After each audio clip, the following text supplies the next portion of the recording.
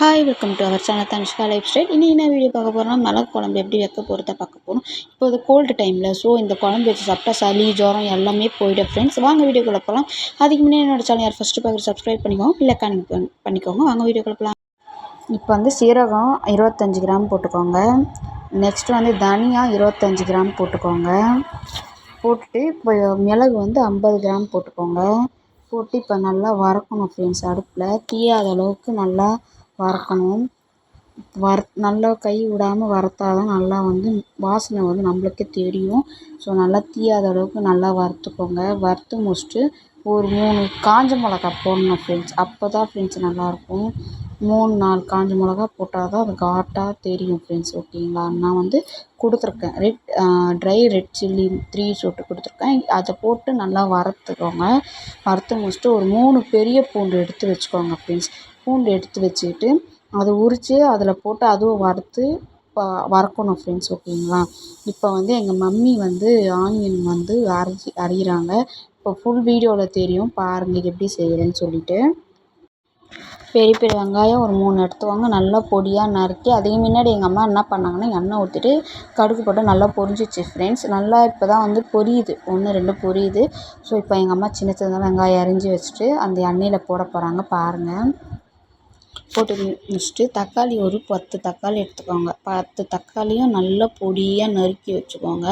நறுக்கி வச்சுட்டு இப்போ வெங்காயம் நல்லா பொரியணும். நல்லா வந்து எப்படி சொல்கிறதுன்னா, தீயாத அளவுக்கு நல்லா வந்து வேகணும். வெந்துட்ட பிறகு கருவேப்பிலை ஒரு கைப்பிடி போட்டுக்கோங்க.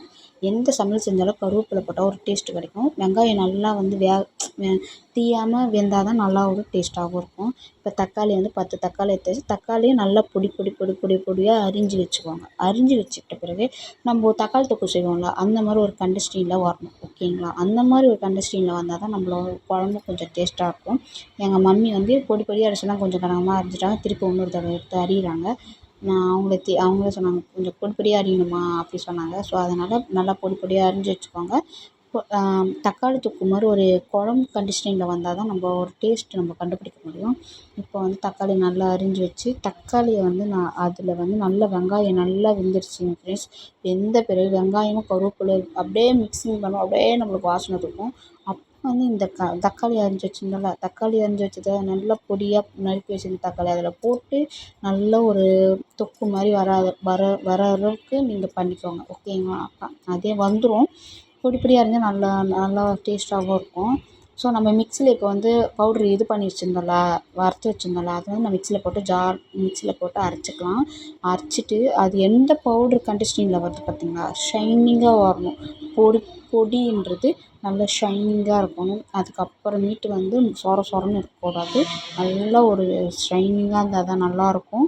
ஸோ இப்போ எங்கள் மம்மி நம்ம மிக்சியில் அரைச்சது லாஸ்ட்டாக நிற்கும்ல, அது வந்து லைட்டாக இருந்துச்சு. அதை கையை விட்டு மிக்ஸ் பண்ணி அதில் போட்டாங்க.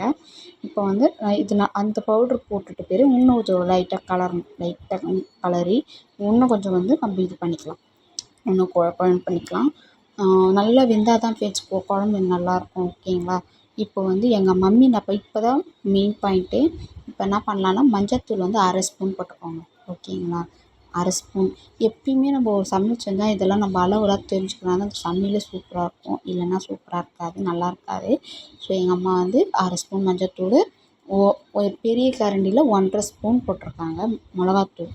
உங்கள் வீட்டில் 2 சின்ன ஸ்பூனாக இருந்தால் 2 ஸ்பூன் போடுங்க, பெரிய ஸ்பூனாக இருந்தால் 1/2 ஸ்பூன் போடுங்க. ஓகேங்களா?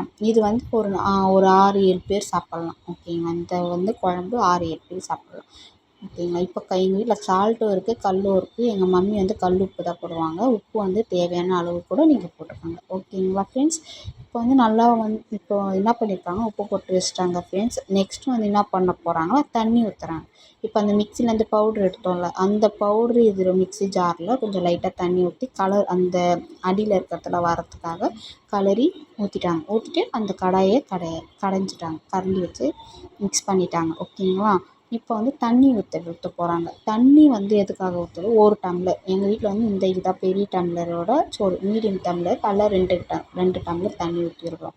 உங்கள் வீட்டில் என்ன டம்ளர் இருக்கோ, ஏவடி கிளாஸ்னால் 1 டம்ளர் ஊற்றுங்க. இல்லை எங்களுக்கு வந்து சின்ன டம்ளர் தான் இருக்குன்னா, ரொம்ப குட்டியாக இருந்தால் ஒரு 3 டம்ளர் அப்படி ஊற்றலாம். ஒரு பெரிய டம்ளராக இருந்தால் 2 டம்ளர் ஊற்றுங்க. ரொம்ப தண்ணி ஆகிட்டா குழம்பு நல்லா இருக்காது. ஸோ அதனால தான் இப்போ எங்கள் மம்மி இப்போ டேஸ்ட் பார்க்குறாங்க. நல்லாயிருக்கு அப்படி சொன்னாங்க. இப்போ வந்து எங்கள் பேபி வந்து கேட்டிருந்தால, ஸோ அவளை வேணாம் வேணாம் வேணாம் சொல்லினுக்கிறா. வேணும்னு கேட்டு வேணாம் வேணாம் சொல்லினுக்கிறா.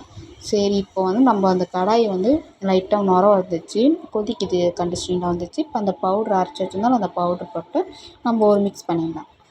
ஓகேங்களா? மிக்ஸ் பண்ணிட்ட இந்த பவுட்ரு தான் ஃப்ரெண்ட்ஸ் ஹைலைட்டே. இந்த மாதிரி செஞ்சால் நம்மளே சாப்பிட்லாம், நம்மளே செஞ்சு சாப்பிட்லாம். அடுத்த வாட்டி நானே செய்வேன் ஃப்ரெண்ட்ஸ். ஓகேங்களா? இப்போ வந்து நல்லா இந்த பவுட்ரு போட்டு நல்லா மிக்ஸ் பண்ணி விட்ட பிறகு இப்போ நல்லா கொதிக்கும். நல்லா அப்படியே சுண்டணும். அப்படியே அந்த மிளகு குழம்பு வந்து அப்படியே சுண்டணும். எங்கள் மம்மிக்கிட்ட கேட்குறேன், ஏம்மா மிளகு குழம்பு சொல்லிட்டியே மிளகு இல்லையேம்மான்னு கேட்டேன். அதுக்கு என்னாடி பண்ண போகிறேன், மிளகு வேணுமாடி அப்படி கேட்டாங்க. இப்போ வந்து அந்த குழம்பு வந்து அந்த பவுட்ரெல்லாம் வந்து நல்லா அந்த குழம்புல மிக்ஸ் ஆகிடுச்சு. வாசனை அப்படியே தூக்குச்சு ஃப்ரெண்ட்ஸ் எனக்கு. எப்படா இது சாப்பிடுவோம் அப்படி இருந்துச்சு. எனக்கு இதுக்கு சைடிஷ் என்னன்னா முட்டை ஆம்லேட்டு. முட்டை வந்து அவிச்சு வச்சுருந்தா செம்மையாக இருக்கும். இது குழந்த பெற்றவங்களுக்கு கூட கொடுக்கலாம் ஃப்ரெண்ட்ஸ். ஏன்னா குழந்தைங்களுக்கு தான் சளி இல்லாமல் இருக்கும். ஓகேங்க ஃப்ரெண்ட்ஸ், இதுதான் நான் சாப்பிட்ட சாப்பாடு அப்பளம் மிளகு குழம்பு. ஓகேங்க ஃப்ரெண்ட்ஸ், இதே மாதிரி நீங்கள் இதை பார்த்துட்டு நீங்கள் ட்ரை பண்ணிங்கன்னா எனக்கு நான் ட்ரை பண்ணி நல்லா இருந்துச்சுன்னா எனக்கு கமெண்ட் பண்ணுங்கள். அதுக்கு முன்னாடி என்னோடய சேனலை ஃபஸ்ட் பார்க்குறது சப்ஸ்கிரைப் பண்ணிக்கோங்க, பெல் ஐக்கானை கிளிக் பண்ணிக்கோங்க. ஓகேங்க ஃப்ரெண்ட்ஸ், பாய். அடுத்த வீடியோவில்